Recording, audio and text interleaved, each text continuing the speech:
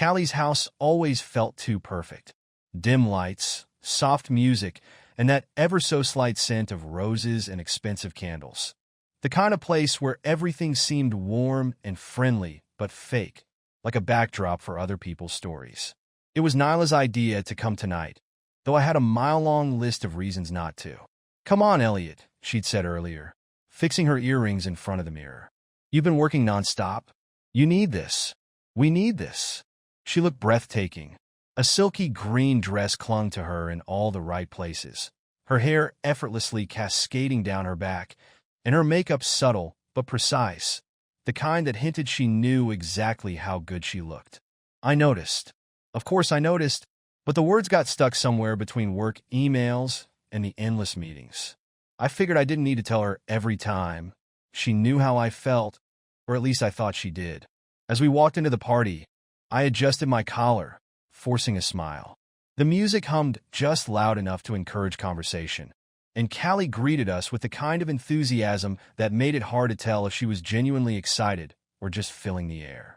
"Hey, you made it," she exclaimed, pulling Nyla into a tight hug. "And Elliot, good to see you." Garrett appeared at my side, clapping me on the back with too much force. "How's the grind, man? Still married to the job?" He grinned like he'd just said something clever, but I caught the way his gaze lingered on Nyla a little longer than it should have. "More like married to stress," I muttered, trying not to sound as bitter as I felt. Nyla drifted away, her laugh trailing behind her as she slipped into a conversation with Callie. She was glowing, the life of the party, while I stood there trying to keep up with small talk I didn't care about. Garrett leaned in, lowering his voice. "You too good?" "Yeah, just the usual stuff," I said, brushing him off. Garrett gave me a look, one of those loaded expressions that made me feel like he knew more than he was letting on. "You sure?" I didn't answer. He wasn't wrong. Things between Nyla and me hadn't been great for a while, but I wasn't about to hash that out with him, especially not here. I tried to lose myself in the hum of the party, but my eyes kept finding Nyla. She looked comfortable, too comfortable, laughing with Callie and some other guests. I told myself I was overreacting. It was just a party after all. Then Trevor showed up. He was the kind of guy you immediately dislike, the one with the easy charm and perfect smile that makes you feel inadequate just by standing next to him. I didn't know him well, but I didn't need to. Guys like Trevor are always the same, too smooth for their own good. "Hey, Nyla, show me how to dance?" Trevor's voice cut through the buzz of conversation like a knife, sharp and deliberate. I froze, gripping my drink tighter as Nyla laughed, tilting her head to the side. "Sure," she said, without even glancing in my direction. I felt my chest tighten as they moved to the dance floor, Trevor's hand sliding a little too comfortably around her waist. Garrett, who had been quietly observing, leaned in again. "Relax, man. It's just a dance." I gave him a look, but said nothing. It was easier to pretend I didn't care than admit that I did. Nyla and Trevor danced effortlessly, their bodies moving in sync as if they'd been doing it for years. Trevor whispered something in her ear, and she threw her head back, laughing in a way I hadn't seen in months. I couldn't stand it anymore. I crossed the room, doing my best to appear casual. "Hey, Nyla, care to dance with your husband?" She glanced at me with an amused smile, the kind that said she knew exactly what she was doing. "Later, babe. I'm showing Trevor some moves." It wasn't just the words that stung. It was the way she said them, as if I were an afterthought. I stood there, trying not to let the humiliation show on my face, while Trevor gave me that smug grin, the kind guys like him specialize in. I turned away, forcing myself to stay calm. Garrett followed me to the bar, his presence both irritating and strangely reassuring. "You good?" he asked, though we both knew the answer. "Yeah, I'm fine." But I wasn't. I watched them from the other side of the room, my stomach churning with every sway of Nyla's hips. She danced like she was a different person, like the woman I thought I knew had vanished, replaced by someone I barely recognized. Trevor leaned in closer, his hand sliding lower on her back, and I felt something inside me crack. Melissa, one of Nyla's colleagues, sidled up to me, her expression full of sympathy. "She's not thinking straight," she said softly. "You know how she gets when she feels ignored." I didn't answer. What was there to say? She wasn't wrong, but hearing it from someone else made it worse. Just don't do anything stupid, okay? Melissa squeezed my arm briefly before disappearing into the crowd. I stood there, swirling the last bit of whiskey in my glass, trying to make sense of everything. It wasn't just the dance that bothered me. It was what it represented. This wasn't just flirting. It was something more, something dangerous.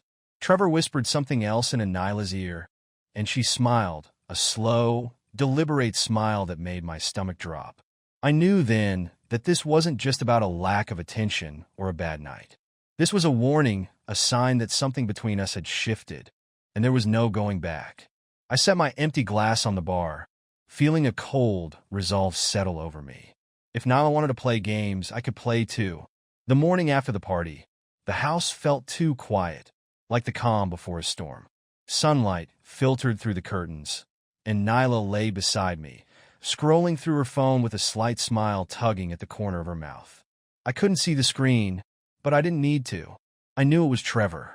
I could feel it in the way her body tensed, then relaxed, as if whatever she was reading made her happy, but in a way she couldn't share. I rolled over and stared at the ceiling, the events from last night swirling in my head. The way they danced, the way she laughed with him. It wasn't the dance itself. It was the look on her face, the way she seemed alive in a way I hadn't seen in months. I told myself it was just the alcohol, the atmosphere. Maybe I'd overreacted. Maybe I was being paranoid. But then her phone buzzed again, and I caught the flicker of excitement in her eyes before she quickly locked the screen. "Who's that?" I asked, keeping my voice neutral. "Oh, just Callie," she answered too quickly, her smile a little too forced. I didn't press her. Not yet. I just made a mental note of it. The day went by in a blur of small talk and mundane chores, but Nyla was distant. She floated around the house like a ghost, always near but never present. I knew she wasn't thinking about me. I could see it in the way she kept glancing at her phone, waiting for a message, a notification, anything. That evening, we sat on the couch, a movie playing on the TV that neither of us was really watching. I reached for her hand, but she pulled it away, pretending to adjust a pillow. Her phone sat on the armrest, face down, but I could hear the faint buzz of messages coming through. She shot me a glance, her expression carefully blank, and I saw her turn off the vibration. "Everything okay?" I asked casually, keeping my eyes on the screen. "Yeah, just tired," she said, shifting in her seat. She was lying. I could feel it. Halfway through the movie, she excused herself, claiming she needed to check something in the kitchen. I waited until I heard her footsteps fade, then picked up her phone. It was locked, of course, but the notifications were still visible. "Trevor, had a great time last night. When can we meet up?" "Trevor, you're even more amazing than I expected." A knot formed in my stomach. I set the phone down exactly how she'd left it, forcing myself to stay calm. She wasn't just flirting anymore. This was something else, something worse. When she came back, she gave me a small smile, the kind that felt rehearsed, like she was trying too hard to act normal. I pretended not to notice, but my mind was racing. The next day, I left for work, but I couldn't focus. All I could think about was Nyla and that text. By the time I got home, I had made up my mind. I wasn't going to confront her, at least not yet. I needed to know more. Over the next few days, I started paying closer attention. She began leaving the house more often, giving vague excuses that didn't sit right. Her smiles felt thinner, forced, and when she wasn't with me, she was on her phone, her fingers flying across the screen with a sense of urgency I hadn't seen before. One evening, while I was pretending to read, I heard her laugh quietly from the other room. The sound of it twisted in my gut. She wasn't laughing with me anymore. It didn't take long before she slipped up. I overheard her talking to someone on the phone late one night when she thought I was asleep. Her voice was soft, flirtatious, too soft to be talking to a friend. The next morning, I checked her phone again when she was in the shower. This time, the messages were clear. "Trevor, how about coffee tomorrow? I'd love to see you again." "Nyla, I don't know." "Trevor, come on. It'll be fun." "Nyla, okay, but just coffee." "Just coffee." I could almost hear her justifying it to herself. "It's just coffee. It's just a conversation. It doesn't mean anything." Except it did. The next day, she left the house around noon, saying she needed to run errands. I knew exactly where she was going. I followed her, keeping my distance, of course, until I saw her enter a small cafe downtown. And there he was, sitting at a table in the corner, grinning like a cat that had just caught a bird. They sat there for over an hour, talking, laughing. I couldn't hear what they were saying, but I didn't need to. The way she leaned toward him, her hand brushing his, was enough. They weren't just two people having coffee. They were two people on the verge of something dangerous. When she finally came home, her face was flushed, her eyes brighter than they had been in weeks. She tried to act normal, but I could see the guilt in her every move. She hugged me, kissed my cheek, and said, "I missed you today." The lie slipped out of her mouth so easily, it made my skin crawl. From that moment on, I knew this wasn't just a rough patch or a misunderstanding. Something had shifted between us, and there was no going back. I decided I wasn't going to confront her yet. Not directly, at least. I needed more than just suspicion. I needed proof. And when the time came, I would be ready. It started small, as these things often do, little changes I couldn't quite put my finger on. Nyla's absences became more frequent, and the reasons behind them felt vague, flimsy. She started working late more often, coming home with that distant, distracted energy, the kind you carry when your mind is somewhere else, or with someone else. I tried to tell myself it was just work stress, that I was being paranoid. But deep down, I knew something was wrong. Then she mentioned another gathering, this time with Trevor. He'd invited her to some art event downtown, a pop-up gallery opening. "It's just a few people," she'd said with a casual shrug, as if it were no big deal. But her eyes gave her away. The spark of excitement she tried to hide, the way her lips twitched into a smile, she couldn't quite suppress. "You're seeing Trevor again?" I asked, doing my best to sound indifferent. "It's not a date, Elliot," she said, brushing off my concern. "It's just a thing with some friends. He invited me. I thought it might be fun." "You didn't mention this before." I pressed, narrowing my eyes. "I didn't think I had to. Do I need your permission to go out now?" Her words were sharp, cutting, and they left me standing there, caught between anger and confusion. There was no point in arguing. She'd already made up her mind. That night, she slipped into the bedroom in a rush, pulling clothes from the closet, dressing with more care than she had in months. Her perfume lingered in the air, that familiar scent that once drove me wild, now making my stomach twist. "When will you be back?" I asked, leaning against the doorframe. "Late," she said, not looking up. "Don't wait up." And with that, she was gone, leaving me standing alone in our bedroom, the silence pressing down on me like a weight. It wasn't the first time she'd gone out late, but something about tonight felt different. I tried to focus on other things, television, emails, anything to keep my mind off where she might be and who she might be with. But my thoughts kept circling back to Trevor.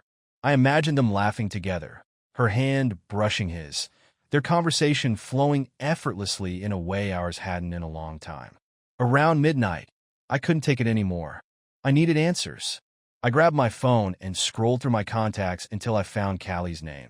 I hesitated for a moment, debating whether to get her involved, but I hit call before I could talk myself out of it. "Elliot," she answered, sounding surprised. "Everything okay?" "Not really," I admitted, running a hand through my hair. "Listen, I know Nyla went to that art thing with Trevor. Do you know where it is?" There was a pause on the other end, and for a moment I thought she might hang up. But then she sighed. "It's at the gallery on 6th and Vine," she said reluctantly. "Elliot, I don't know if this is a good idea. I just need to see for myself," I muttered. She didn't try to stop me. The drive downtown felt longer than it should have, every red light and slow car amplifying the knot of anxiety in my chest. When I finally pulled up to the gallery, I sat in the car for a moment, gripping the steering wheel until my knuckles turned white. I told myself I was overreacting, that I'd walk in and find them with a group of people, laughing and enjoying the art like normal friends. But as I stepped inside, the hum of soft jazz music and the clink of wine glasses greeted me, along with the sight I had been dreading. There she was, standing next to Trevor, her face illuminated by the soft glow of the gallery lights. They weren't holding hands, but they might as well have been. Their bodies leaned toward each other, close, intimate. Nyla laughed at something he said, and the sound hit me like a punch to the gut. I stood frozen for a moment, my mind racing. I had pictured this moment 1,000 times, imagined myself storming in, demanding answers, causing a scene. But now that I was here, all I felt was numb. I spotted Callie standing off to the side, sipping a glass of wine and watching everything unfold with an expression I couldn't quite read. I made my way over to her, my heart pounding in my chest. "Callie," I said quietly, trying to keep my voice steady. "What the hell is going on?" She glanced at me, her eyes full of pity, and for a moment, I hated her for it. "I tried to tell her this wasn't a good idea," she murmured. "Why didn't you stop her?" I demanded, my voice rising. "She's not someone you can stop, Elliot," Callie said with a sigh.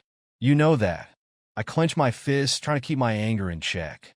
I wanted to march over to Nyla, to pull her away from Trevor, to demand she explain herself. But I knew it wouldn't matter. Whatever was happening between them was already too far gone. "She's not just flirting, is she?" I asked, my voice barely above a whisper. Callie shook her head slowly, confirming what I had already known deep down. I stood there, watching my wife laugh and talk with another man, feeling like a stranger in my own life. This wasn't supposed to happen. This wasn't how things were supposed to end. For the first time in a long time, I felt truly lost. And I knew, without a doubt, that things between Nyla and me would never be the same again. Callie's next party came faster than I expected, and this time, I was ready. I wasn't going to stand in the shadows watching my wife play her game with Trevor. If she thought I'd sit quietly while she flirted with another man, she had another thing coming. I had a plan, a simple one. If Nyla wanted attention, she was about to find out what it felt like to crave it and not get it. When we arrived, Callie greeted us with the same infectious energy, ushering us inside with promises of good drinks and great company. But I wasn't focused on her or the room full of familiar faces. My eyes scanned for one person, Leonora. I had met her once before, briefly. Tall, blonde, with the kind of confidence that turned heads without even trying. She didn't blend into the background like most people. She stood out, and that's exactly what I needed tonight. I spotted her near the bar, dressed in a sleek black dress, sipping from a glass of champagne. She exuded self-assurance, the type of woman who knew exactly what she wanted and how to get it. I leaned in toward Nyla, just close enough for her to hear, but not close enough to touch. "I'm going to grab a drink," I said casually. She nodded, distracted, her gaze already wandering toward Trevor. "Perfect." I made my way over to Leonora, taking a moment to gather myself before speaking. "Champagne suits you," I said with a grin as I approached. She glanced at me, her lips curling into a smile that was both amused and intrigued. "And what suits you?" she asked, raising an eyebrow. I chuckled, feeling the rush of playing a game I hadn't played in years. "I guess we'll find out." We talked for a while, the conversation flowing easily. Leonora was sharp, funny, and engaging in a way that made it easy to forget, if only for a moment, why I was doing this in the first place. We laughed together, exchanging jokes and stolen glances, and I could feel the eyes on us. Nyla's eyes. From across the room, I saw her watching, the smile she wore faltering ever so slightly. She stood next to Trevor, but her attention was locked on me. I could see it in the way her expression shifted, the subtle tightness in her jaw, the flicker of resentment in her eyes. She wasn't used to this. She wasn't used to being the one left wondering. Good. Let her wonder. I turned my focus back to Leonora, leaning in a little closer, letting my hand graze her arm as we laughed about something trivial. I could feel Nyla's stare burning into the back of my neck. After a few minutes, I glanced back in her direction. She was leaning into Trevor now, her hand resting on his arm in a way that was too familiar. I saw the way she smiled at him, desperate to regain her footing, to reclaim the attention she had so easily given away. But it wasn't working. Her moves were too obvious, too forced. Trevor, on the other hand, seemed to notice the shift in energy between us. His gaze flickered between Nyla and me, intrigued by the unspoken tension. He wasn't stupid. He could tell there was more going on here than just casual flirting. Meanwhile, Leonora soaked up the attention I gave her, her laughter light and genuine. For the first time in a long while, I felt like I had some control over the situation. I wasn't just standing on the sidelines anymore. I was right in the middle of it, pulling the strings. From the corner of my eye, I saw Nyla whisper something to Trevor, her body language shifting as she tried to draw him closer. She was working harder now, her desperation peeking through the cracks of her usual charm. But Trevor wasn't biting, not fully. He was too busy enjoying the show, watching Nyla scramble while I basked in Leonora's attention. I wasn't sure if Trevor was genuinely interested in Nyla or just entertained by the drama unfolding around him. Either way, it didn't matter. As the night wore on, I noticed Nyla's frustration growing. She laughed too loudly at Trevor's jokes, leaned in too close, trying to force a connection that wasn't as natural as it had been before. Meanwhile, I kept my pace steady with Leonora, chatting, flirting, and letting Nyla stew in her own jealousy. The air between Nyla and me crackled with tension, unspoken but palpable. It was like we were locked in a silent competition, each of us trying to prove something to the other, trying to win a game with no clear rules or end. Trevor, ever observant, seemed to enjoy the strange dynamic between us. He played along just enough to keep Nyla hooked, but stayed detached enough to watch her unravel. Every now and then, he'd glance in my direction, a knowing smirk tugging at the corner of his mouth, as if to say, "Nice move." I couldn't deny the satisfaction I felt as Nyla squirmed. For once, she was the one feeling insecure, wondering if she'd gone too far, if she'd lost me. And for once, I wasn't the one chasing after her. At some point, Nyla excused herself, pulling Trevor toward a quieter corner of the room. I watched them go, my chest tight with a mix of satisfaction and something else, something darker, harder to pin down. Leonora touched my arm, drawing my attention back to her. "You seem distracted," she said with a playful smirk. "Just taking it all in," I replied, my gaze flickering briefly toward the spot where Nyla had disappeared with Trevor. Leonora followed my gaze, her eyes narrowing slightly, as if she could sense the undercurrent of tension beneath the surface. "You've got an interesting dynamic with your wife," she said thoughtfully. "You could say that," I muttered, raising my glass to my lips. Leonora gave me a knowing smile, but didn't push further. She was smart enough to see there was more to this story than I was willing to share. As the night wore on, I kept Nyla in my peripheral vision, watching as she leaned into Trevor, laughing too easily, her hands lingering on his arm. She was trying too hard, and I could see it clear as day. She wanted Trevor's attention, yes, but she wanted mine even more. And for the first time in a long time, I didn't give it to her. It felt good. No, it felt incredible. By the end of the night, I knew one thing for certain. The balance of power between us had shifted, and Nyla could feel it too. The game wasn't over, not by a long shot. But for now, I had the upper hand, and I intended to keep it. I knew something was brewing when Callie called me the next day. I had barely answered the phone when she cut straight to the point. "Elliot, I thought you should know. Nyla's having dinner with Trevor tonight. Just the two of them." Her words hit me like a punch to the gut, the air in my lungs turning cold and sharp. I sat there, gripping the phone, struggling to steady my breathing. "Where?" I managed to ask, my voice tight. "That French place on 9th Street. I am sorry, idiot. I don't know. I thought you should hear it from me." I thanked her absently and ended the call, my mind spinning. It wasn't just coffee or an art event anymore. This was a real date. She was going to dinner with him. No excuses or pretense to soften the blow. I could feel the betrayal settle in my chest like a weight I couldn't shake off.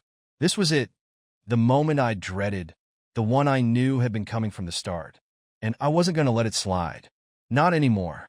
When I got to the restaurant, I didn't rush inside. I stood outside for a moment, watching through the large windows as Nyla and Trevor sat at a cozy corner table, laughing and leaning toward each other.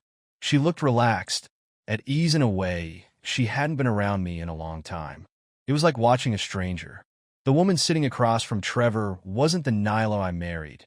It was someone else entirely. I stepped inside, my heart pounding in my chest. The restaurant was quiet, the dim lighting casting warm shadows on the walls. As I walked toward their table, neither of them noticed me at first. Nyla was too busy laughing, her hand resting lightly on Trevor's. I stood there, frozen, watching the woman I loved slip further away from me with every passing second. Then Nyla looked up, and her smile vanished. Her expression shifted from surprise to guilt in an instant, as if she knew there was no way to explain this away. She opened her mouth to say something, but the words seemed to catch in her throat. I didn't stop walking. I didn't yell, didn't cause a scene. I simply kept moving, brushing past her as if she were a stranger. "Elliot, wait," she started, her voice unsteady. I didn't turn back. The weight of the moment hung in the air between us, heavy and unbearable.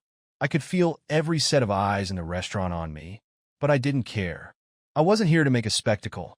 I was here for clarity, and I had seen everything I needed to.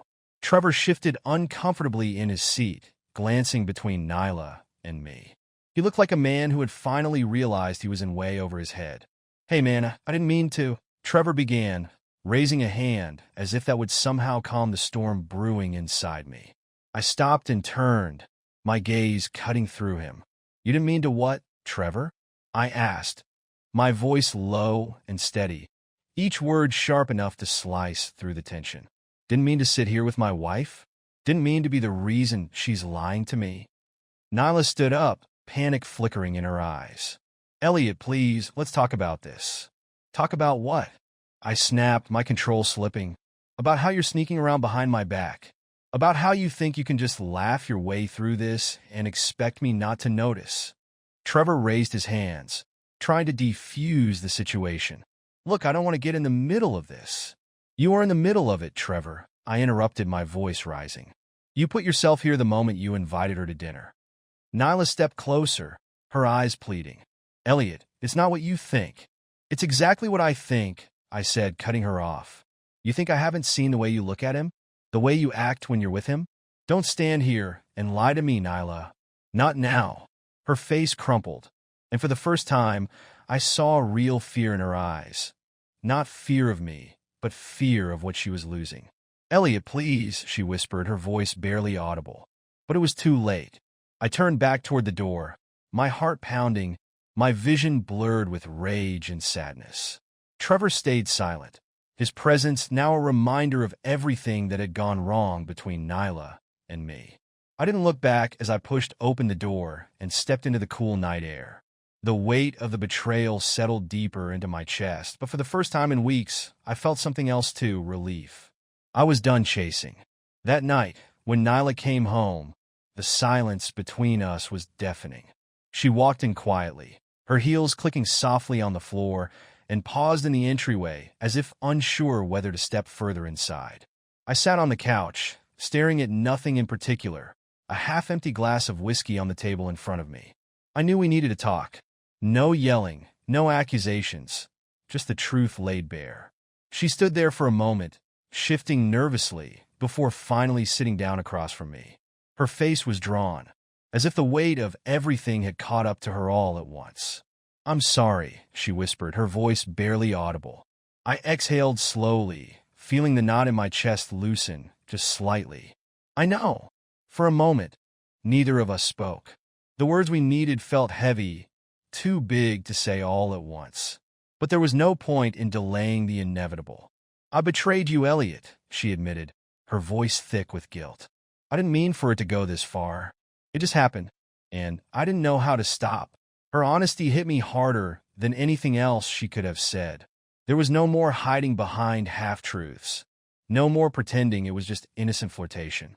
It was betrayal, pure and simple. And yet, I stayed calm, even though every fiber of my being wanted to lash out. "You could have told me," I said quietly. "You could have come to me when things started feeling wrong." She looked down at her hands, twisting them in her lap. I thought maybe Trevor could fill something that was missing between us. But he didn't. He only made me realize how lost I am. I nodded, taking a sip from my drink, letting her words hang in the air. They hurt, but they were necessary. We had reached the point where the only way out was through. "We both lost something in this," I said. "It wasn't just you. I got so caught up in everything, work, life, whatever, that I stopped seeing you." I paused, feeling the weight of my own shortcomings. "But it doesn't excuse what you did." She wiped at her eyes, though no tears had fallen yet. I know. For a while, we sat in silence. Two people who had once been everything to each other, now strangers trying to make sense of the wreckage. Finally, she spoke, her voice soft but certain. I think we need space, a break, to figure out what we really want. I nodded slowly, knowing she was right. There was no quick fix for what had happened. The damage was too deep. We needed time. Time to heal. Time to decide if there was even anything left worth saving. And Trevor? I asked, though I already knew the answer. He's not what I want, she said, shaking her head. He was never what I wanted. Not really. I was just trying to feel something again. But all it did was destroy what we had. I appreciated her honesty, even if it came too late. For the first time in a long while, I felt a strange sense of peace. Not because everything was fixed, it wasn't, but because I knew what needed to happen next. I need to focus on myself, I said. I've been running on empty for too long, trying to hold everything together. I can't do that anymore. Not like this. She nodded, her expression filled with understanding. And I need to figure out who I am without us. Without everything. There was no grand declaration, no promises to make things right. Just two people, finally accepting that the end was here, and that it was okay to let go. We talked a bit more about logistics mostly. Who would stay where, how we'd handle telling friends and family. It was practical, almost businesslike, but beneath it all, there was a sense of quiet respect. For everything we had been, for everything we couldn't be anymore. When the conversation ended, we sat together in silence for a while, not quite ready to leave the moment behind. And then, slowly, Nyla stood, gave me a small, sad smile, and headed to the bedroom. I stayed on the couch, listening to the sound of her soft footsteps fade into the distance. The next morning, she packed a bag and left. There were no dramatic goodbyes, just a quiet understanding that this was the beginning of the next chapter, for both of us. In the days that followed, I focused on myself for the first time in years. I started going to the gym, took long walks without any destination in mind, and began reconnecting with friends I had lost touch with. It wasn't easy. There were moments when the weight of everything hit me all at once, but slowly I started to feel like myself again. Nyla and I kept our distance. We exchanged a few polite messages, checking in now and then, but we both knew that things would never be the same. And that was okay. We were moving forward separately but stronger. I never saw Trevor again, and I didn't care to. He had been a lesson, one I hadn't asked for, but needed all the same. He showed me the cracks in my marriage, the parts one had ignored for too long. And Nyla, in her own way, learned something too about herself, about what she needed and what she was willing to fight for. In the end, we both found what we were searching for, not in each other, but in ourselves. And as painful as the journey had been, I knew it was the right one. Life doesn't always give you the ending you expect. Sometimes it gives you the one you need.